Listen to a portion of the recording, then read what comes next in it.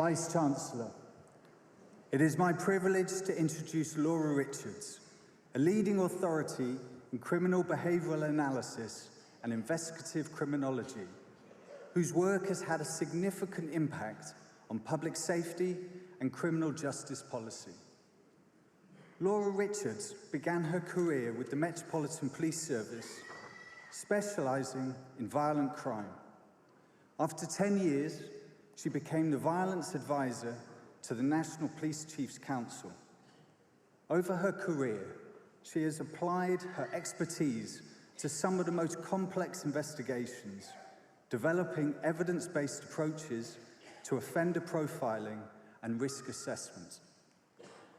Her contributions include the creation of internationally recognised tools for identifying and managing high-risk offenders, as well as advising governments and law enforcement agencies on strategies to prevent serious harm.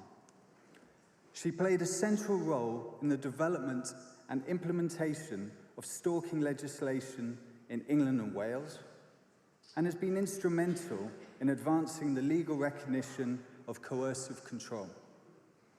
She set up Paladin in 2013, the world's first national stalking advocacy service. In addition to operational work, Laura has a forensic and legal psychology MSc and has engaged in public education through documentaries, podcasts, and advisory roles, ensuring that research and practice in criminal behavioural analysis and criminology are accessible and applicable beyond academic and professional circles. Her career reflects a consistent commitment to applying analytical rigour to real-world problems, bridging the gap between behavioural science and practical law enforcement. Today, we recognise her outstanding professional achievements. For her tireless commitment to social justice, Vice-Chancellor, it is my great pleasure to present Laura Richards for the award of Doctor of Laws, Honoris Causa.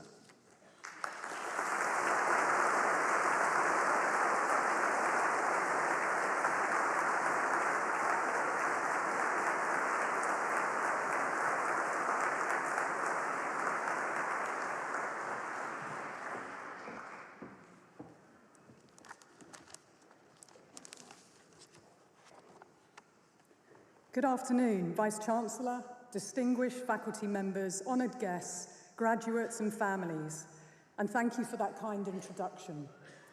I'm deeply humbled to receive this honorary doctorate from the esteemed University of Law.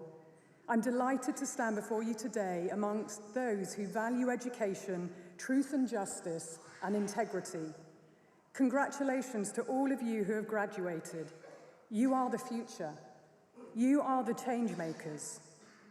Some of you may go into criminal, family, or civil law, and of course there are many areas where you can make your mark and be of service.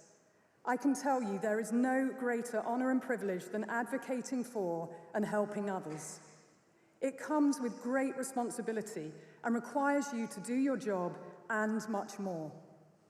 For some of those you serve, their lives and their children's lives may hang in the balance. The cornerstone of a just society is often considered to be the principle of human dignity, the belief that every individual has inherent worth and deserves equal respect and opportunity. This foundation supports other essential principles like the rule of law, ensuring impartial and consistent application of laws for all, and social justice, which focuses on the fair distribution of resources and opportunities to ensure everyone can reach their full potential. Key components include safeguarding human rights and fundamental freedoms, promoting equality, and ensuring the vulnerable in society are protected. As you embark on your next chapter, know it is a great responsibility that needs care, compassion, and empathy, and for you to ask the right questions and go the extra mile. You have the opportunity to fight for those who have lost their voice or not been heard, to challenge systems and the people in them who don't want progress. And done well, you can restore humanity and dignity to those who have been denied it. When I began my career at New Scotland Yard as a baby criminal behavioural analyst, I could not have imagined this moment, standing here in front of you, so I want to take a moment to reflect. I was the most junior ranked officer in the department. Well, not even a rank. I was what was called a college-based sandwich student, a CBSS. It was my placement year in the sexual offences section in SO11, the intelligence branch, before doing my BSc Psychology and Sociology finals at the University of Bath. In the police, they all thought I made sandwiches and coffee, and sometimes I had to do that too.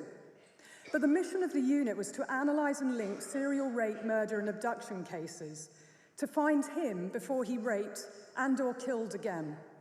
It was, and is still, almost always a man. I've always hated injustice, and my brain is very analytical, and I'd watched the 1991 movie Silence of the Lambs. Jodie Foster starred as Clarice Starling, the rookie FBI agent who cops one of the biggest cases in FBI's history and turns to a serial killer to find a serial killer. Yeah, my life and my work at New Scotland Yard was nothing like that. But I was lucky enough to spend time at Quantico working at the behavioural analysis units in the FBI. I worked cases with brilliant-minded profilers, many I'm still friends with today, and I shared our pioneering homicide prevention work with them. And I did run the Yellow Brick Road at Quantico, the opening sequence of the film, as part of the new agent's training. Another pinch-me moment in my career. The sexual offences section at New Scotland Yard was modelled on the FBI's behavioural science unit, which came before the BAUs, popularised by the show Criminal Minds. It was set up in response to the Byford Report. In the 1970s, a man was attacking women in the north of England, predominantly West Yorkshire, and the killer was later identified as Peter Sutcliffe, a man who had been sat in front of detectives investigating the murders at least 14 times, as I would later uncover. Every time he was overlooked, largely due to a ridiculous moniker, and I'll say it once, the Yorkshire Ripper, used by the media and police, which I would later campaign with Wilma McCann's son Richard to shut down. The victims' families repeatedly asked for him not to be called that, but they were ignored. For the families, it reminded them of what he did to their loved ones, and it was re-traumatizing.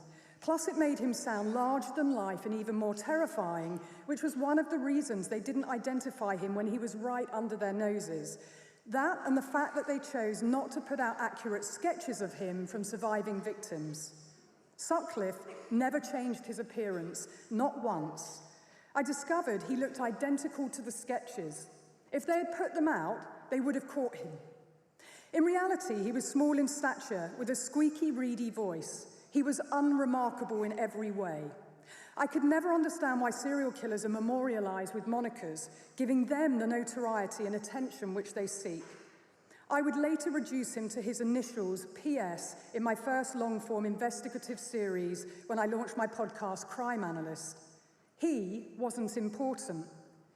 He wasn't clever, and he wasn't interesting, yet everyone knew his name. When he died, more than 40 obituaries were written about him, but no one knew the names of the women he killed. Shameful. I wanted to change this. The victims and their story matter. Throughout my investigative series, I learned more than I ever did in the Met about the stalled investigation, the misogyny, the cavalier disregard for women, and the mind-blowing errors that resulted in even more women being killed.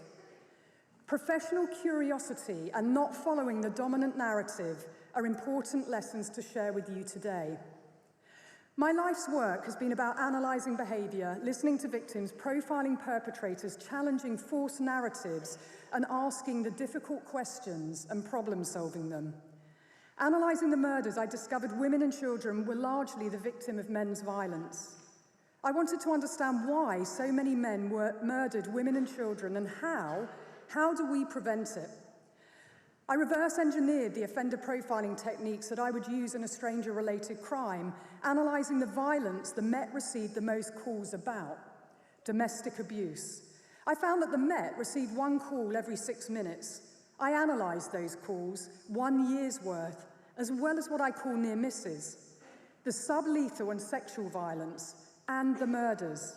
Plus, I spoke with victims and survivors.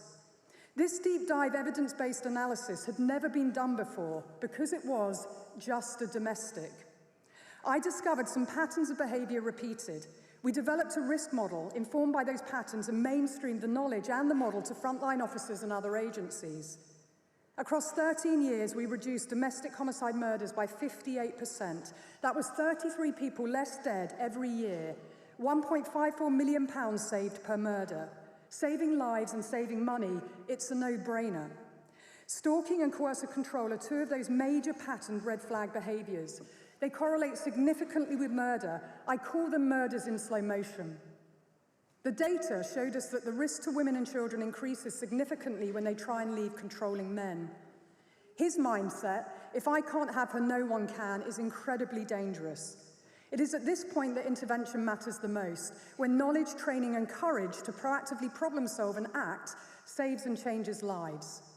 For too long, society has asked the wrong questions. Why didn't she leave? Instead of how do we stop him? The blame, the shame, the stigma and responsibility were placed on the victim alone. But the coercive control, the power imbalance, the gilded cage and invisible chains that entrap a victim long before the first physical assault was not understood until we made an overwhelming and compelling case to change the law. It is a pattern that's predictable and preventable. Stalking law reform was first in 2012 and coercive control in 2015. I've changed laws 10 times to protect women and children in 3 countries. Laws must reflect the reality of women and children's lived experiences, and we put their voices at the centre of the campaigns. Spearheading 2 successful law reform campaigns to close criminalisation gaps, modernise the law, giving it a name, language and legal framework to what thousands of women and children experience is important. Making the invisible visible means we can intervene and prevent it. We need professionals to be trained by experts to see the signs, connect the dots and act before it's too late. We need leadership that values empathy and compassion in addition to evidence and facts. And we need lawyers, the U's, to be lawfully audacious to protect and safeguard victims above all else. To know the first person she will likely turn to are her trusted family members and friends, neighbours and work colleagues. That is why education matters. Awareness without action changes nothing.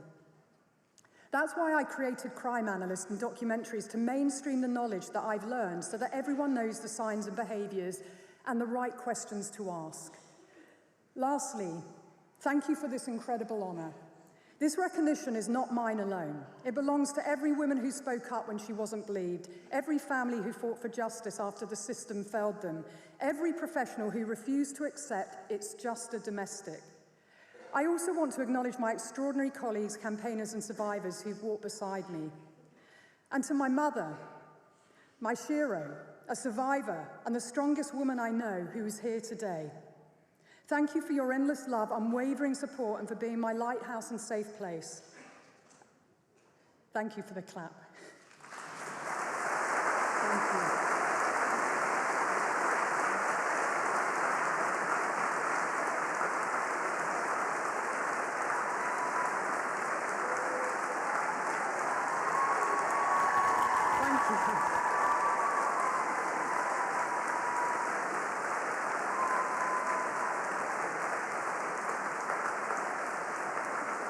Thank you. That clap was for my mother, because I'm not done yet. And my best friend Zoe, who's here today, who along with her father and Charlotte and the Louis and other family have helped me more than they will ever know. To the graduates here today, you're stepping into a world that urgently needs your brilliance, integrity, and your compassion. Remember this, change doesn't happen by chance, it happens by choice, and it's not easy. Be the one who asks the difficult questions, who sees what others miss. Stand up for those who need your advocacy. Be curious, ask questions, trust your instincts. Tomorrow is November 25th, the International Day for the Elimination of Violence Against Women and Girls, but we must make this every day. Together we can, and we will, change and save lives. There is no greater honour and privilege than that. Thank you.